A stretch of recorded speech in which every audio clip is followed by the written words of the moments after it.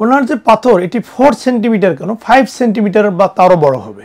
এই পাথর নিয়ে উনি দীর্ঘদিন ছিলেন। 80% পিত্তথলি ক্যান্সারের পিত্তথলি কাটলে দেখা যায় যে পিত্তথলি ক্যান্সারের পাশাপাশি পাথর থাকে।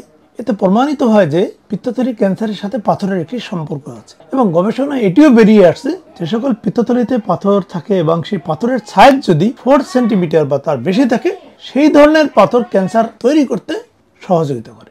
অর্থাৎ 4 সেন্টিমিটার পাথর পিত্তথলি ক্যান্সারের সাথে একটি সম্পর্ক রয়েছে। এবার আমি এইমাত্র যার অপারেশনটি ল্যাপারোস্কোপির মাধ্যমে পিত্তথলিটি বের করে নিয়ে আসলাম, ওনার পিত্তথলিটি কেটে আমি দেখব যে ওনার পাথরের সাইজটা কতটুকু।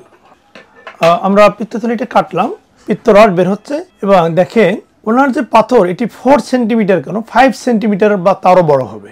এই পাথর নিয়ে উনি দীর্ঘদিন ছিলেন। আলহামদুলিল্লাহ আজকে আমরা অপারেশনটি করেছি। উনি কয়েকবার পেইনের সম্মুখীন হন, অর্থাৎ অ্যাকুট কোলিসিস্টাইটিস হয়, কিন্তু আজকে উনি অপারেশনটি করিয়ে নিলেন।